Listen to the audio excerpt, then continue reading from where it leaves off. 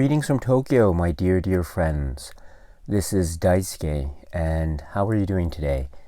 I hope you are doing very well. I just want to talk with you a little bit because very recently the Criterion Collection made its announcement with respect to its planned releases for January 2020.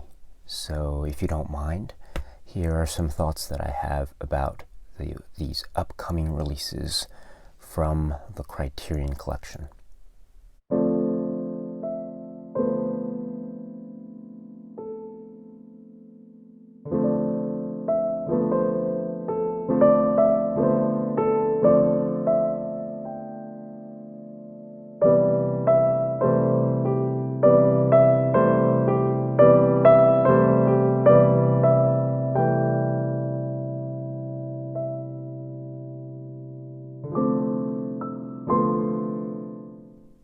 Scheduled for January 7th, 2020 is the 1938 film from George Cukor. Now this is going to be Spine 1009, and this is the film Holiday with Cary Grant and Katharine Hepburn. So this is a very interesting film. I haven't seen it recently, but I do have experience with watching this film in that when I was in college, there was a sort of a brief period where I was trying to watch as many films as I could get my hands on that were directed by the filmmaker George Cukor. And this was I was encouraged in no insignificant part by the fact that at the time when I was in college, this was the first time that I had seen the film The Philadelphia Story. And so I was quite encouraged by that. And so I was trying to watch as many films as I could. And one of the films that I was able to watch was the film Holiday, the 1938 version, the George Cukor version, which is what is going to be released by Criterion here. So I think it's a film that is, how shall I put it? It was one that surprised me somewhat when I first saw it, in that it went in certain directions that I wasn't necessarily expecting, which I thought was great. And I think it has a charm and a wit, and also a sense of, how should I put it? I don't want to be too specific about it, but it does have a sense of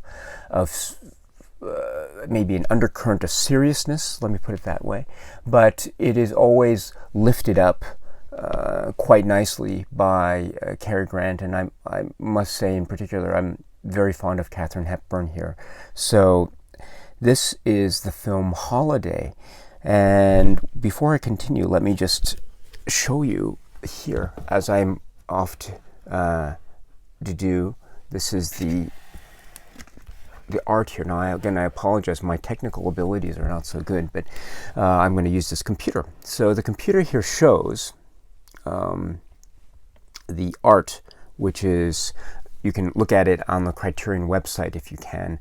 You can get a better look at it. But according to the Criterion website, this artwork is supposed to be what does it say here? It says, based on a theatrical poster. Now, I'm not at all a scholar when it comes to the theatrical poster history of this film Holiday, so I really couldn't comment any further on that part of this cover art.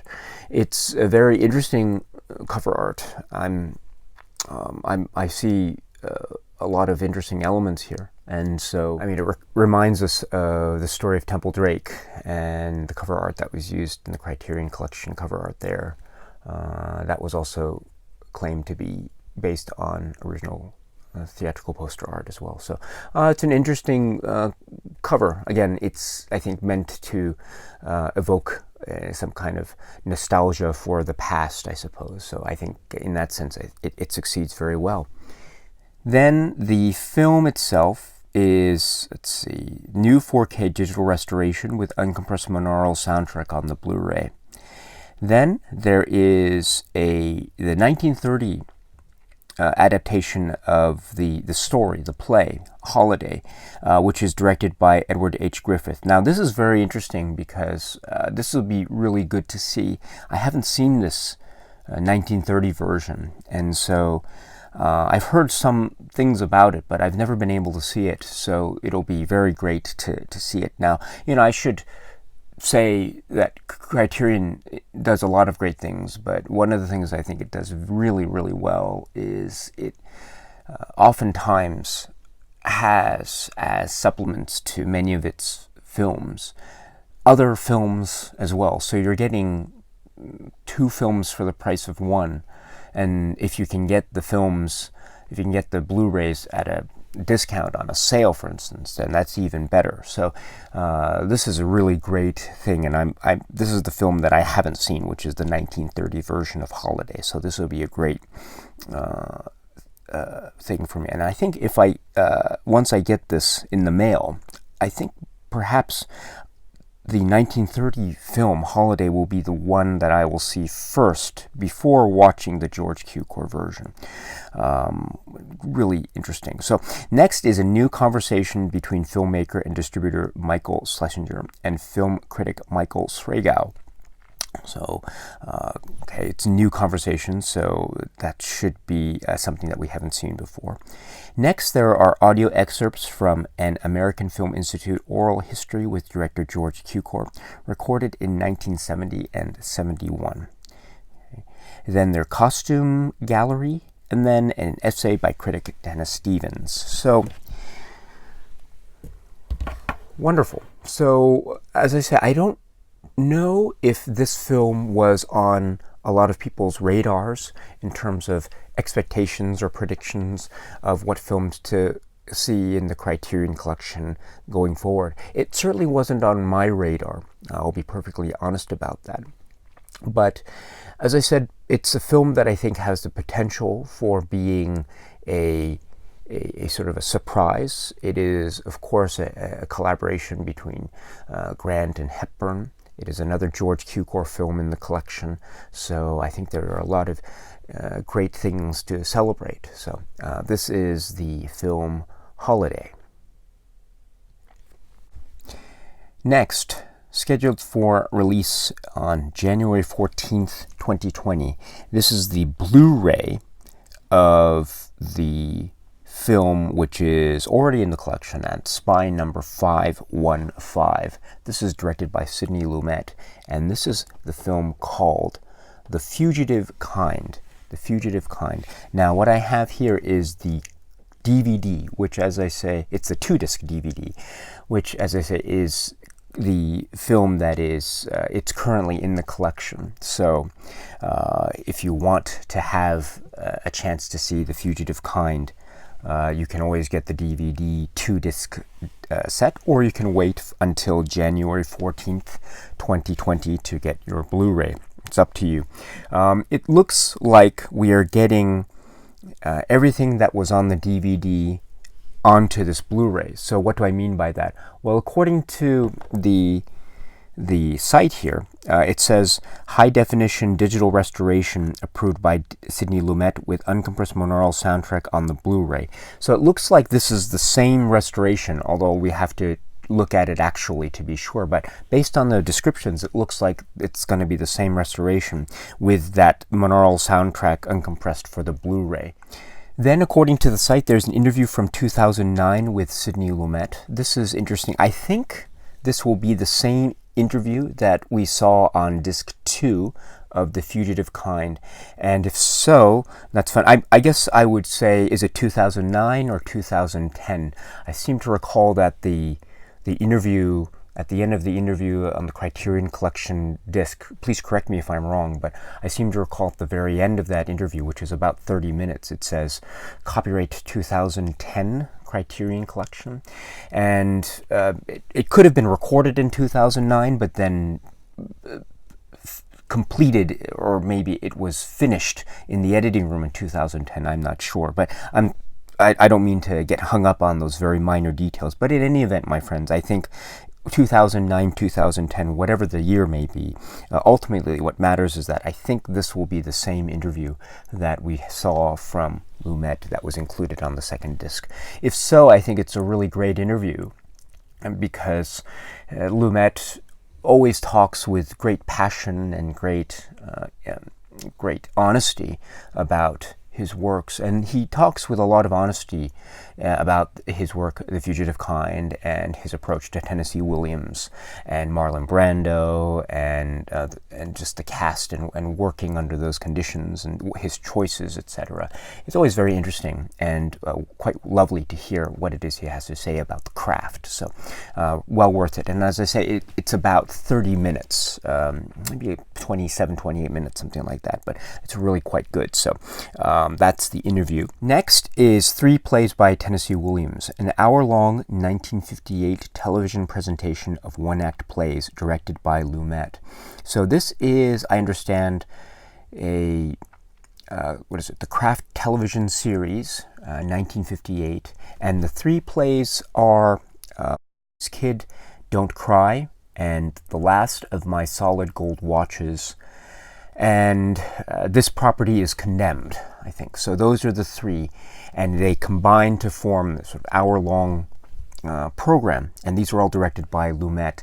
And again, these are also included on the second disc of the DVD. So I think we're going to get the same thing here. But that's great, because what Lumet does really well is he is really focusing on the actors and the performances, and he does have a certain way with Tennessee Williams and Orpheus Descending, which was the play that formed the basis of The Fugitive Kind. But there are certain aspects that he focuses on that I think make the film version somewhat different than the way in which Tennessee Williams, I understand, conceived of the play.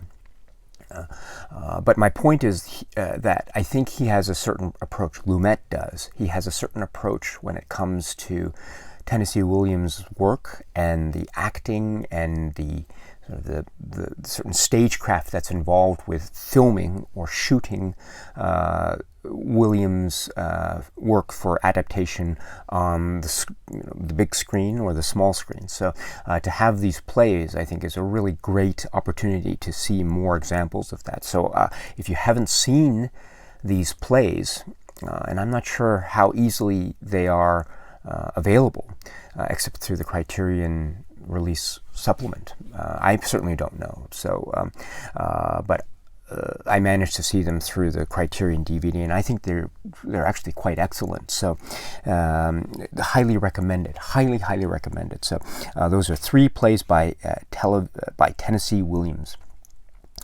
Next, there is a program for 2010 discussing Williams' work in Hollywood and The Fugitive Kind. And again, if this is the same as the DVD supplement, which also features here, then I think you're in for a treat, because that program is actually a discussion by 2 experts.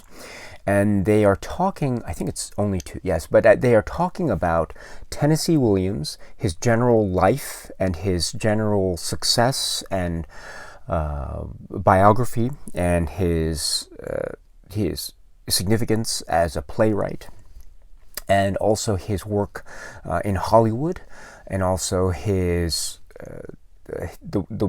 the general story behind how some works of his were adapted and were turned into films. And then there's a discussion of The Fugitive Kind, Sidney Lumet, and Orpheus Descending, and also the background in terms of Tennessee Williams and the play that ended up becoming the basis for The Fugitive Kind. And I should say that this is actually quite interesting, because it does go into a lot of stuff that I think make that, how should I put it? For me, there are some aspects of the film that I really like, but there are other aspects that I admit I am somewhat perplexed by and unsure about. And I think part of the reason why I'm perplexed is because I don't have a well enough understanding of the original source material, the Tennessee Williams source material, Orpheus Descending, and etc. And so I I think the supplement, where they're discussing Tennessee Williams in Hollywood, etc., and The Fugitive Kind, I think it really helps to fill in those gaps, actually. So I would strongly recommend watching that supplement after you've seen the film, of course, but that's good. Also, it does talk about differences in approach. There is an underlying connection between the play and the Lumet film, but there are some key differences. That make the film unique, and it makes it distinct from the source material play. I think the main point that of difference is the fact that I think Lumet focuses more on trying to make things real and focuses on the realism aspect of the story, whereas the original play, I think, was trying to make allusions to myth and the like. So I think the film, according to the supplement, has stripped the story of these sort of illusion aspects and tried instead to go for a more realistic approach, which is an interesting take because, in fact, I think Sidney Lumet in the interview has a slightly different take on it. He seems to suggest that while he went for the realism approach, there are certain aspects of the Williams text, namely the metaphorical aspects, that he still, I think, inserted into the film in certain parts. So I think it's an interesting dynamic between those two supplements, and so really, really great. But undeniable, of course, at least on a broad level, is the fact that this film does, I think, approach the material in a very, generally speaking, in a way that I think never loses its focus in terms of trying to capture realism. So yes, so the supplement, I think, is really, really fantastic, and certainly helpful for me, someone who is not necessarily an expert in all things Tennessee Williams, but it does help to fill in a lot of those gaps for me. And then there is an essay by film critic David Thompson, which I think is the same here. So you are getting a straight port, and also the cover art will be the same. So the cover art, as it is indicated here, looks to be the same as this here. Now, I don't know about you, maybe the lettering on the picture on the Criterion page might look a little bit blue, I'm not sure, to this, so it might see a change there, I don't know. But according to what I see here, everything else seems to be okay. And if that's the case, then there you have it. So it'll be a Blu-ray in January. So here is The Fugitive Kind. Once again, I think the film it's really good. It has a certain style to it that might not necessarily be for everyone. It is one of Sidney Lumet's earlier films, and from the 1950s. And so we have and Sidney Lumet has a very vast career, and so I think on the one hand, while it might seem different, well, it might seem similar to films that maybe he might be more well known for in the 70s and 80s, there is quite a difference, and it does have a play kind of feel to it, a stage-like quality to it, which I think can be a positive and a negative. But undeniable, regardless of where you fall, I think it's undeniable that Sidney Lumet does have this passion for actors and trying to show them off in the best possible light. And there's no, I think that aspect of his filmmaking is without question one of his strengths, and The Fugitive Kind is no exception to that. There's a particular scene involving Marlon Brando that I think is one of the most powerful that I've seen, and so and that's just one example of a great cast. Anya Magnani, of course, and Joanne Woodward and others. The cast is phenomenal, and the performances here, I think, are in many places quite electrifying, and I think that is actually the best part of this film. So yes, so The Fugitive Kind, spine number 515. Next, scheduled for release January 21st, 2020, This is Spine 1010.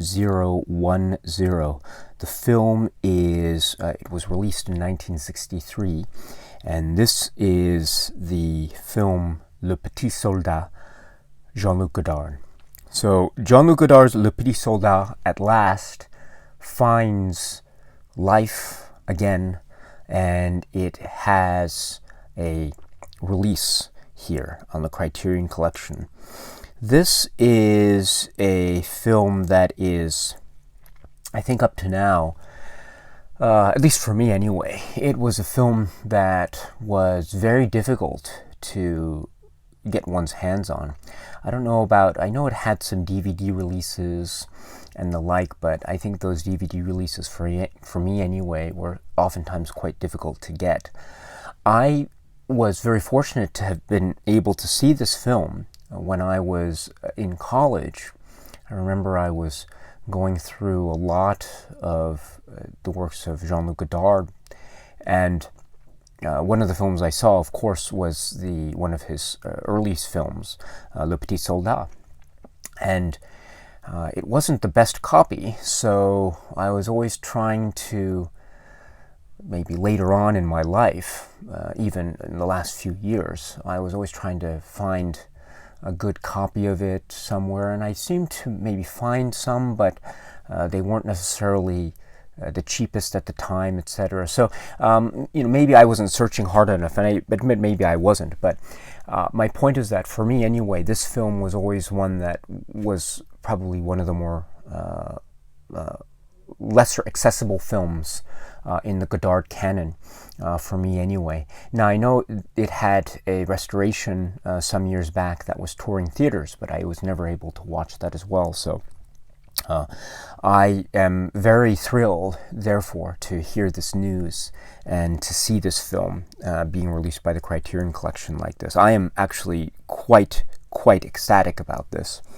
The film itself, I think, is one that has the potential for being somewhat cryptic and perplexing, maybe even aggravating, and I think it does a lot of provocation, which I would suspect would be a lot to do on purpose because of certain political statements that Jean-Luc Godard seems to be wanting to make here, and they might seem to our eyes, at least they seem to me at first when I saw this film, to be quite extreme on the one hand, but on the other hand, I always have to try to remember the context of this film. The late 1950s, early 1960s, and the notion of the Algerian War in France, and it was a really big deal,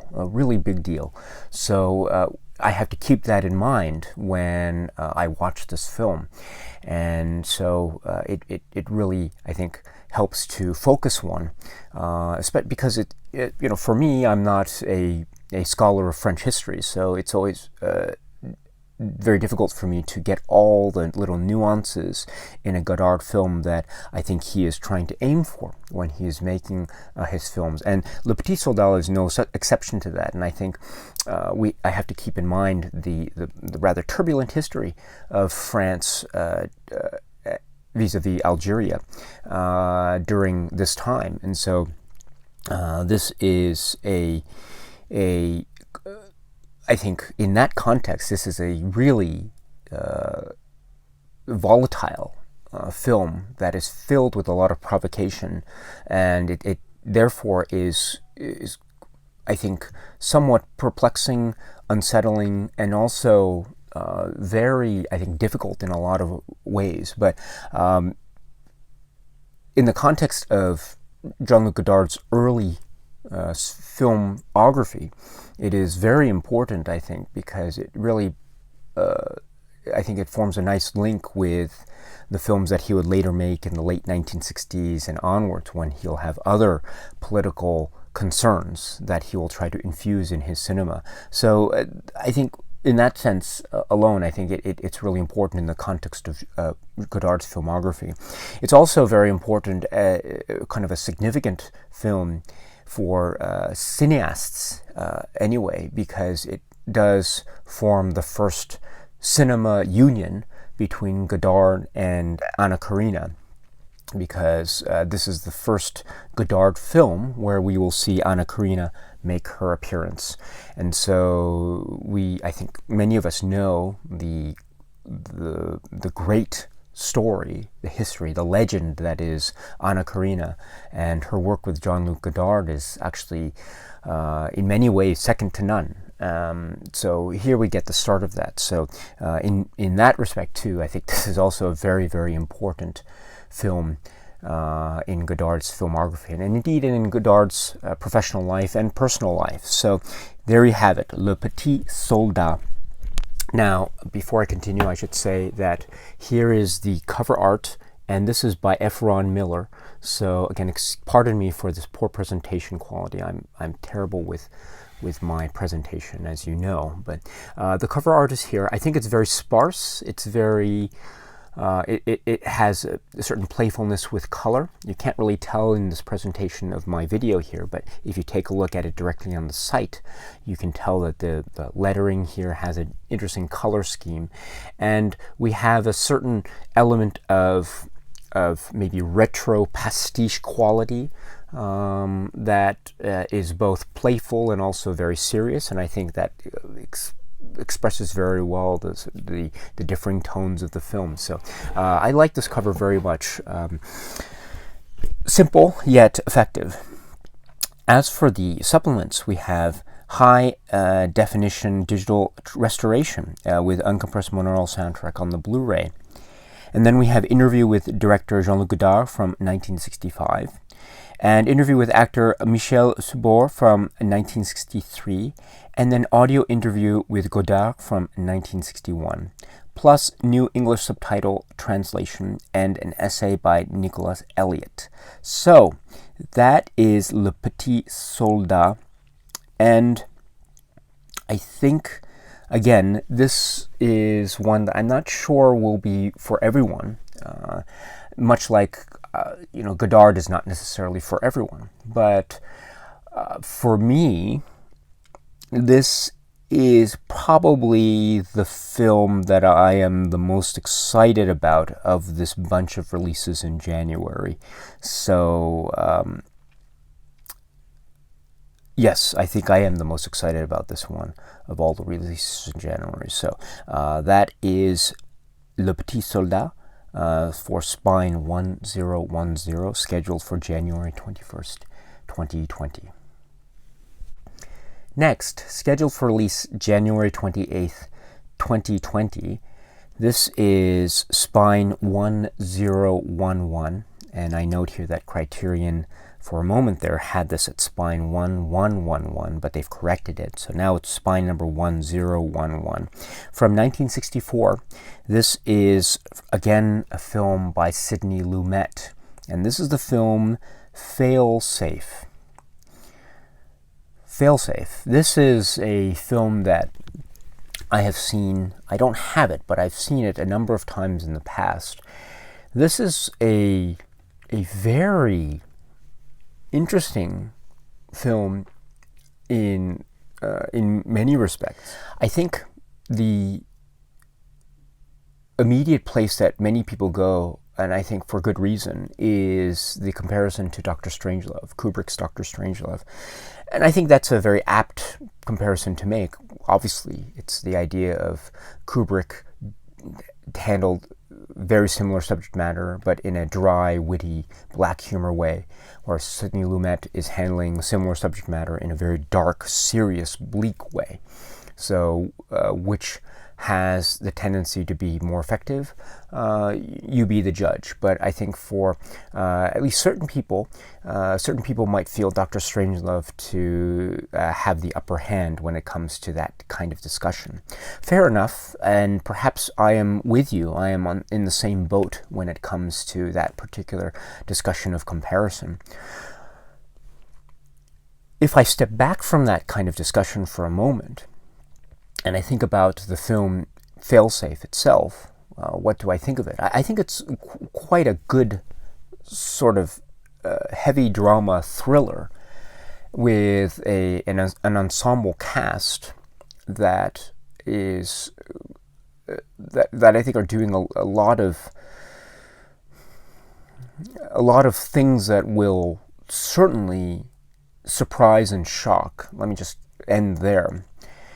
And it doesn't leave any easy answers when it comes to this sort of thing. So I think in that respect, the way in which Sidney Lumet and company don't seem to flinch when it comes to handling this kind of material, I think is quite admirable. And it makes the film itself worth watching for the experience itself. Now, as I said before, there might be some great temptation to compare it to other seemingly more superior works, and I get that. I completely get that. I am actually with you, but I think as a concurrent approach, and I'm sure that's an approach that many people will espouse, we can look at the film also on its own merits, and I think we can see a lot of positive things to gain from this. Again, we're talking about great performances, great ensemble, and a lot of actually interesting twists and turns. And that's all I'll say, because I think you are left with a very, how should I put it? You're left with a lot of things to ponder once the film is over. So let me just put it that way. So that is Failsafe. And so with that, my friends, I am very happy to see this. You know, I'm a great admirer of Sidney Lumet. I love almost all of the films I've seen by him. I mean, he's had a huge, varied career. And when I say varied, I mean in terms of subject matter, because he has done a lot of stuff that's just actually all over the place. And I think that is to be commended. And we're getting, at least in this set of releases for January, you know, we're getting the Fugitive Kind Blu-ray upgraded, and then we're getting Failsafe. So we are getting films, and we've also seen other Lumet films in the collection before, you know, 12 Angry Men, etc. So we are getting the sort of early period of his career. But his career is so vast and so varied.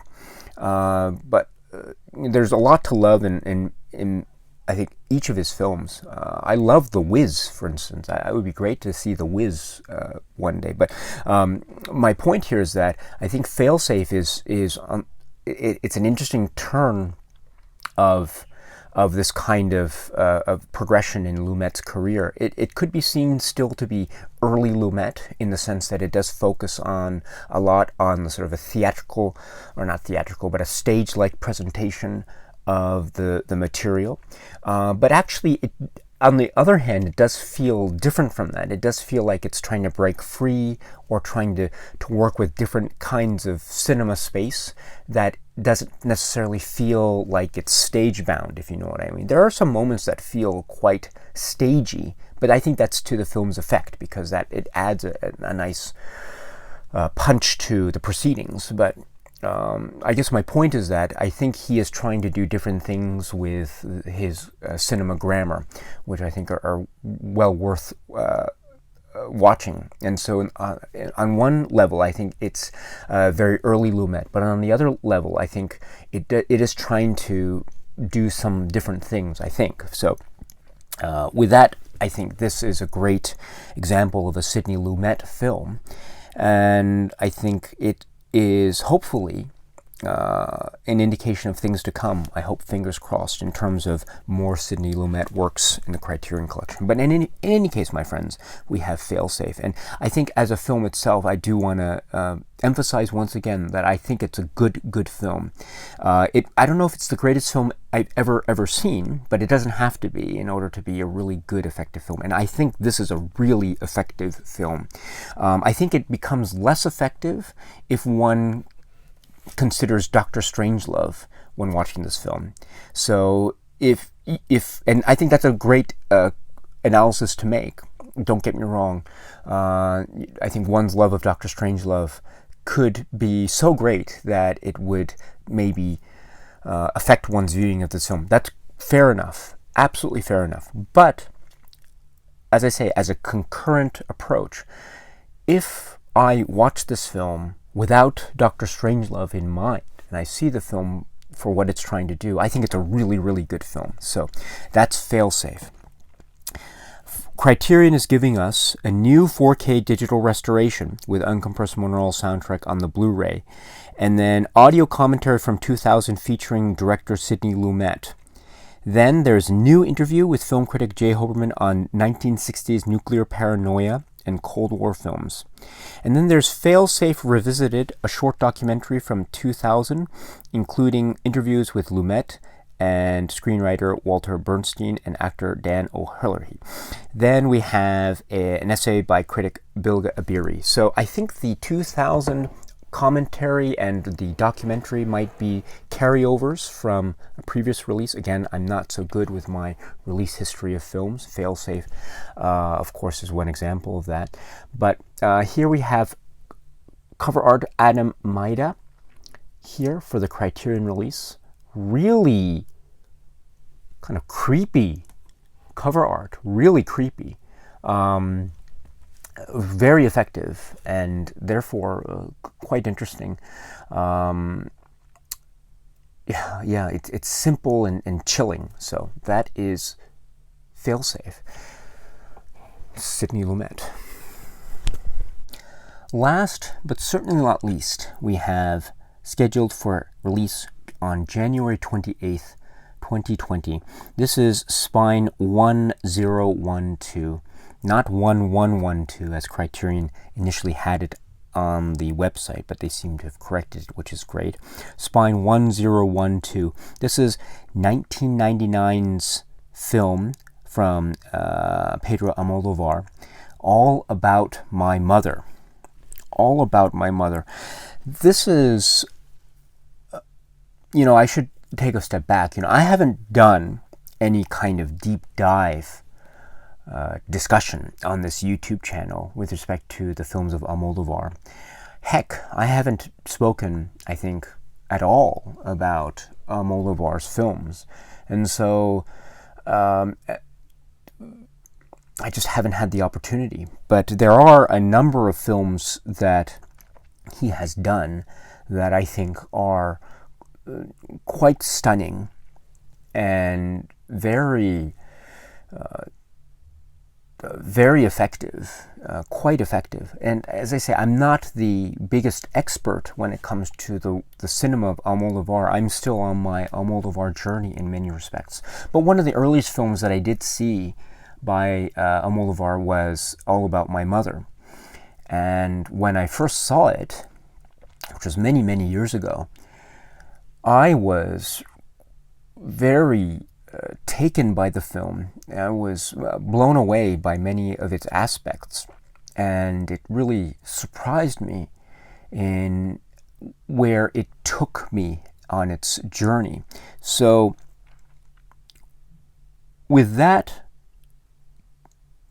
feeling that I have, I admit I haven't seen it in quite a while, actually. So I am interested to know, or to get a sense of how I will react to the film when I see it now. I mean, I think of some aspects of the film that perhaps I might react more positively to, or maybe I'll have the opposite reaction. I'm not sure. But in any event, my friends, I do have great memories of this film when I first saw it many, many years ago. And so that is All About My Mother for me. And as it stands now, it is one of my favorite Almodovar films. I'm not sure if it's my favorite yet. I haven't thought about that with any great clarity, but it is one of my favorites. And so to see this in the collection is really quite a great treat. So what you're getting here from the Criterion Collection is new 2K digital restoration, which was supervised by Agustin Almodovar and approved by director. So very interesting. I haven't seen this, so this new 2K digital restoration is something I haven't seen, so this will be maybe something that's very new to me. As I say, I've only seen this film many, many years ago. Then there is a 52-minute documentary from 2012 on the making of the film, featuring interviews with cast and crew.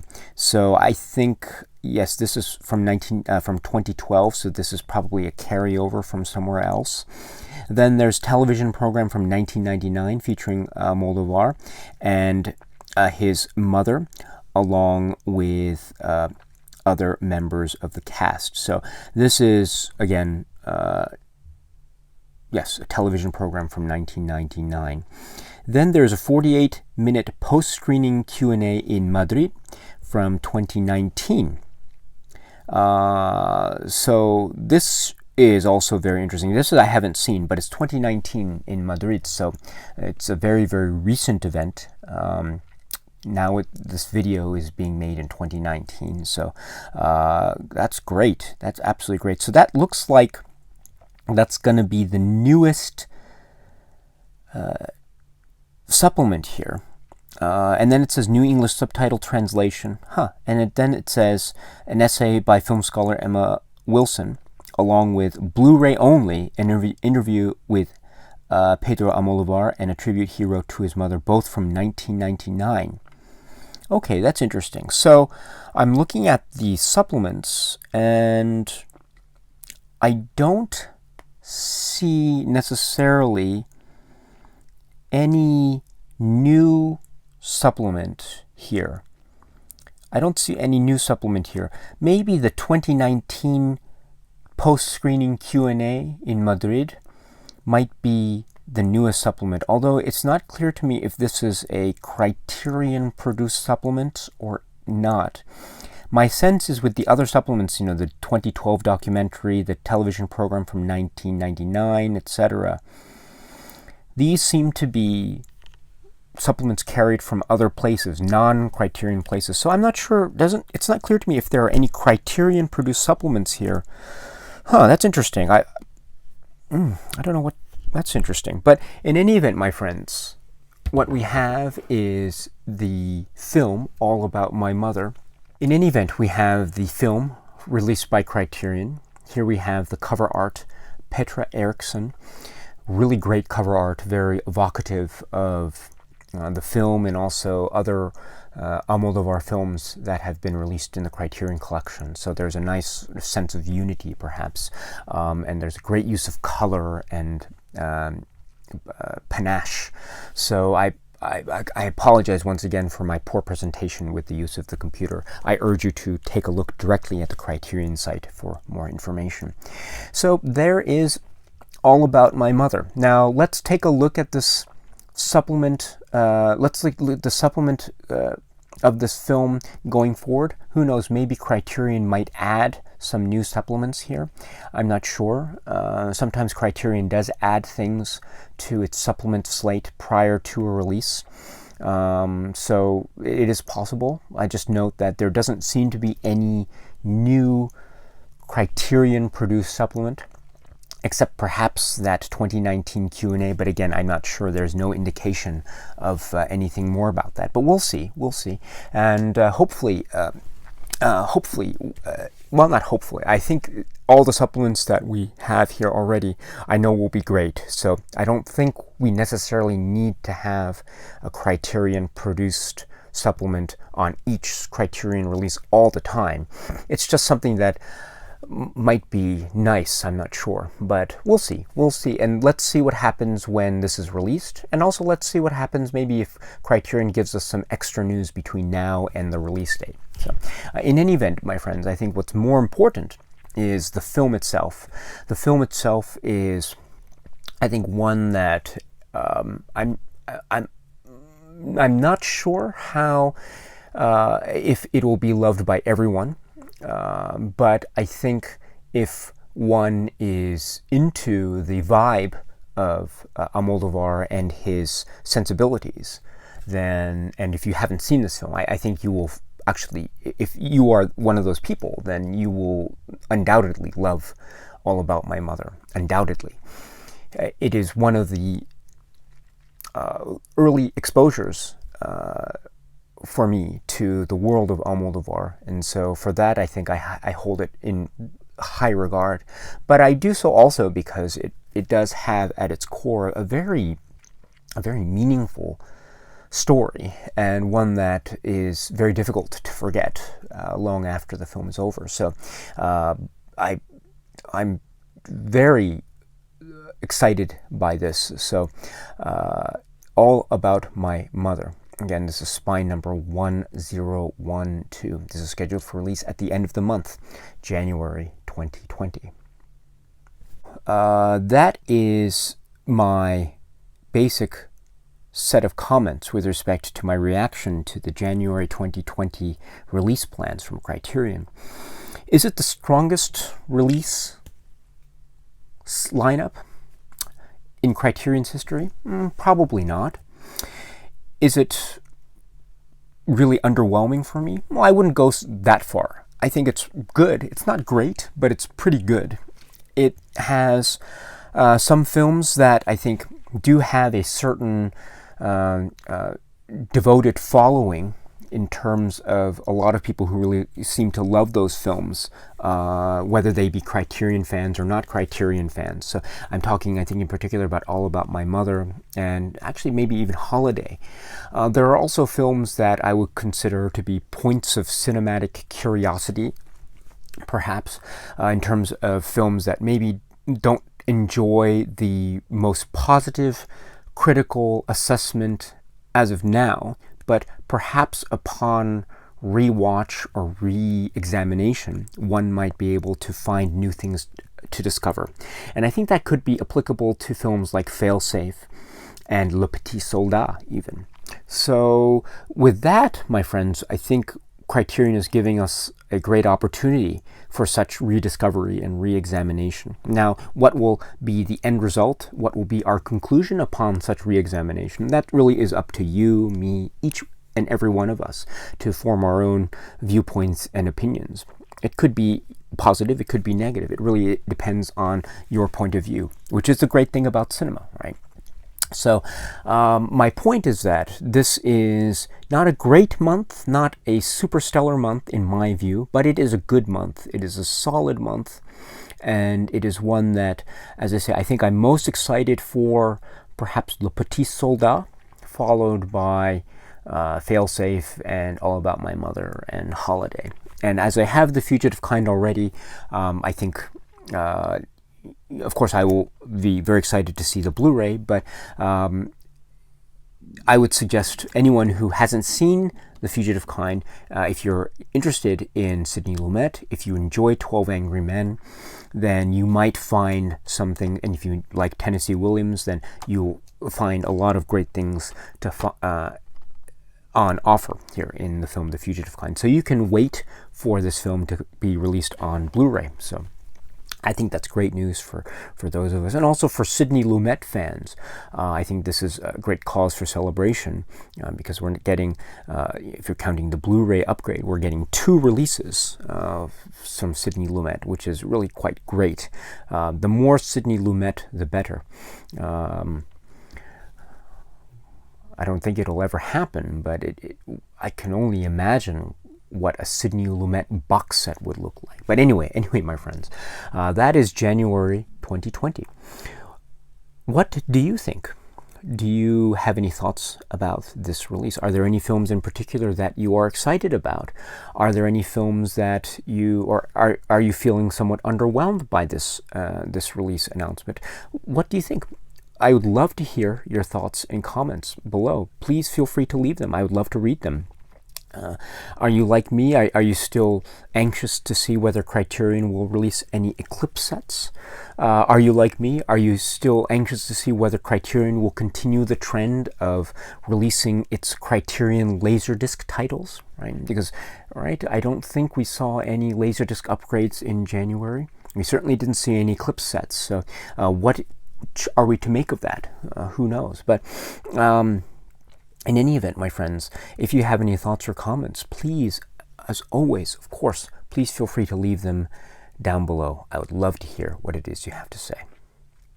Okay, my friends, that's it for now. So until we meet again, Please be happy and healthy and well. And please, please, please keep on watching a lot of great, great movies. So until we meet again, my friends, cheers.